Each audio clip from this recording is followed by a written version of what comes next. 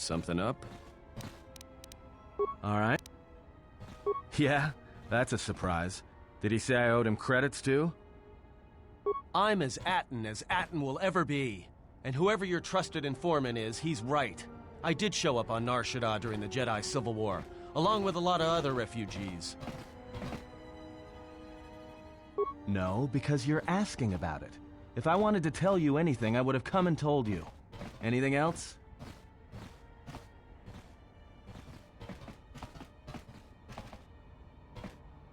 Is this an interrogation? If so, you're terrible at it, especially for an ex-Jedi, or whatever you are. Why don't you just crawl in my head and try to dig out whatever you're looking for rather than asking about it?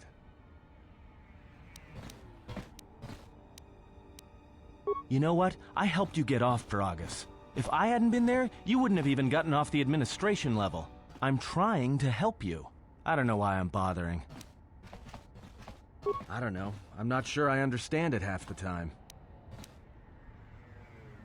You know what? Not once have I asked you about the Mandalorian Wars. Not once. I heard about Duxon. Everyone has. I heard about Serico, and I sure as hell know about Malachor 5. What makes you think you've got the right to interrogate me on anything? You've got plenty of lives to answer for. All you Jedi do. How did you even live with yourself after Malachor? Is that why you went back to the Jedi Council? Hoping they'd kill you? But Jedi don't kill, do they? At least not their prisoners. Maybe you were counting on it when you went back in chains. So you got off easy. You were exiled, brushed under the cargo ramp, another dirty little Jedi secret. I'll tell you, all those Jedi at Malachor, they deserved it. Every last one of them.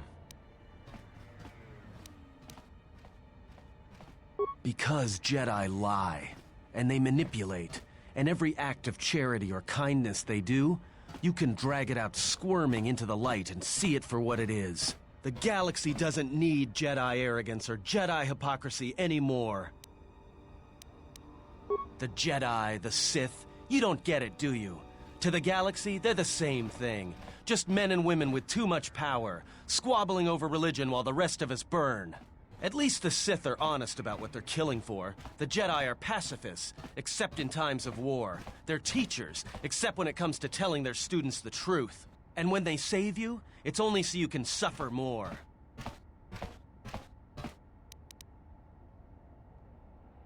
Whatever, just leave me alone. I don't know why I'm wasting my time with you anyway. Well, don't get too attached to me. I don't like it. Well, you haven't seen anything yet. I have this habit. I'm a deserter. It's what I do. Served in both of them. Against the Mandalorians, before and after Revan, and again, when Revan declared war on the Jedi.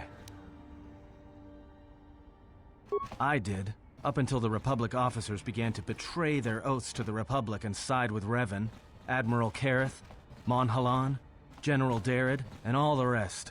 Right after that final battle at Malachor, I was right there with the rest of the defectors, because it was the right thing to do. The Mandalorians were slaughtering us by the millions. The millions. You were at Serico, when they turned the Starib cities into glass craters. At Duro, when Basilisk wardroids rained like meteors onto the orbiting cities. And when the Mandalorians set fire to the Zoxan plains on Ares III, the fires that still burn. Without the Jedi who turned on the Council, without you, the Republic would have lost the war, and we would all be Mandalorian slaves or corpses. We were loyal to Revan. That was enough. He saved us. After Malachor, after the Mandalorian Wars, that's when the Sith teachings started spreading through the ranks. We knew where our loyalties lay. To the Jedi who came to help us, not the ones who sat back on Dantooine and Coruscant, watching us die. So when those same Jedi who watched us die decided to start fighting us during the Jedi Civil War, we fought back.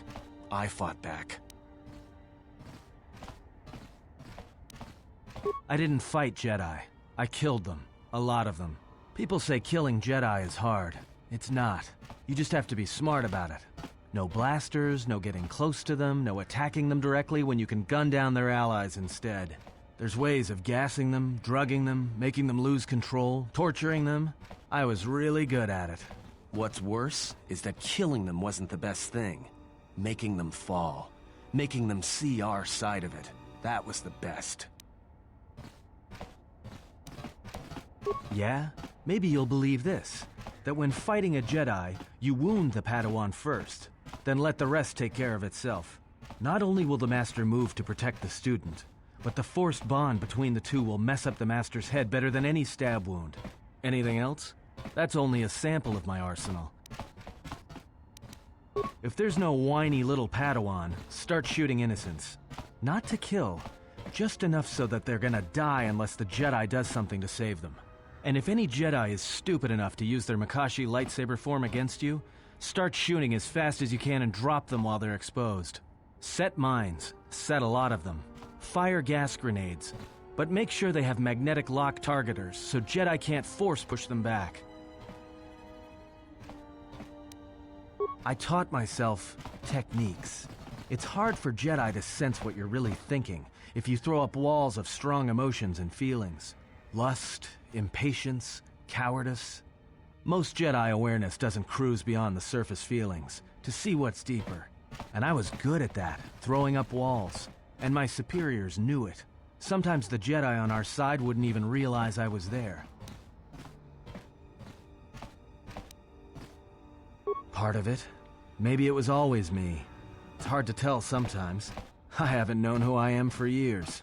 I wasn't the only one. I know you left at the Mandalorian Wars, so you don't know much about what went on behind the scenes in the Jedi Civil War. But Revan understood one thing. The real battle was going to be fought between the Jedi on both sides. That was the only battle that mattered. Whoever had the most, the strongest Jedi were going to win the Civil War. If Revan couldn't convert Jedi, Revan would kill them. So Revan trained elite Sith units into assassination squads, whose duty was to go out and capture enemy Jedi. I was in one of the special units trained to do this. Yeah, Revan had plans for all Jedi. I think it was important that the Jedi see his side of things, the Sith teachings. Revan wanted to break them, and then have them join him. One day, I decided not to do it anymore, so I left. Ended up on Nar Shaddaa, became someone else. I didn't think you would, after Malachor, but it was a chance. I guess I was just tired of keeping it in. And I've been with you only a short time. Enough to know that as soon as someone signs on with you, they haven't got long to live. You got history, and anyone who travels with you doesn't. And maybe I want somebody to know who I was in case a story needs to be set straight. Maybe you understand. Well, there was a woman, a Jedi. She gave her life for mine.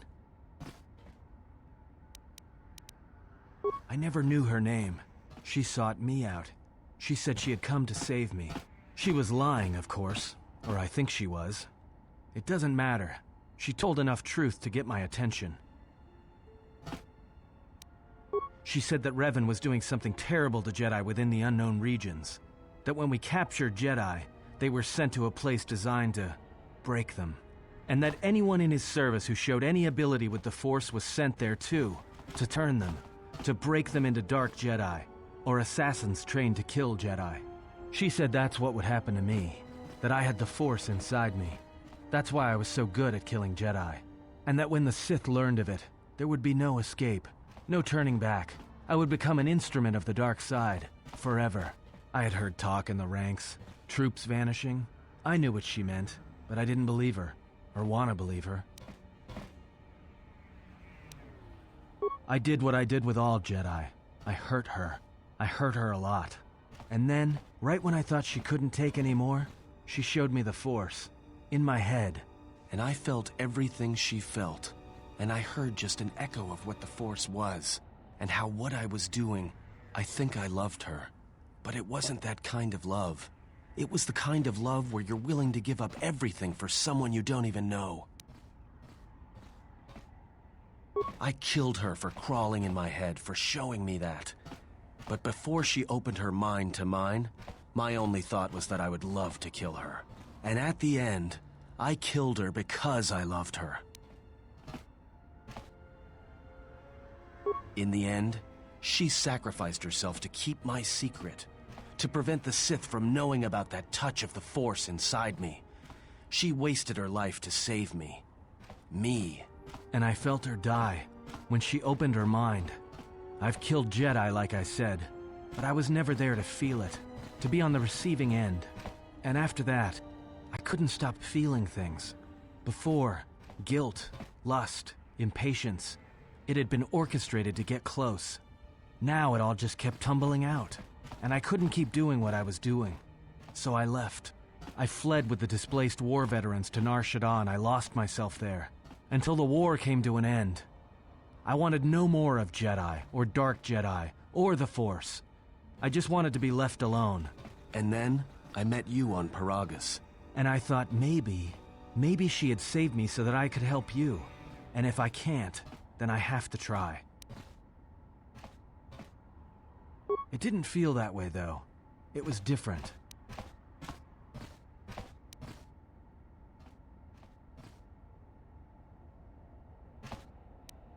But what she said, if I had remained, they would have turned me into something else.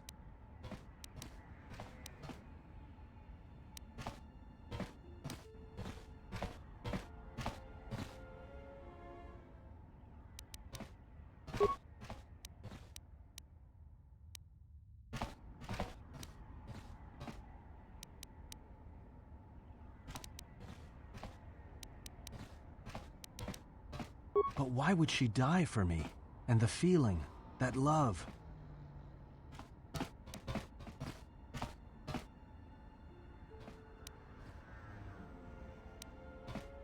You're right. I didn't think of it like that. But she tricked me. Another Jedi trick. More Jedi hypocrisy, like the others. I'm tired of Jedi crawling in my head. I'm tired of not knowing who I am anymore.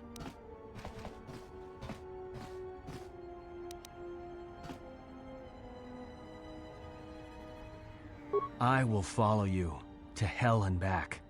I will do whatever you ask, and your enemies shall be mine. Once, I was shown the Force. I heard it, I felt it, and it was used to weaken me.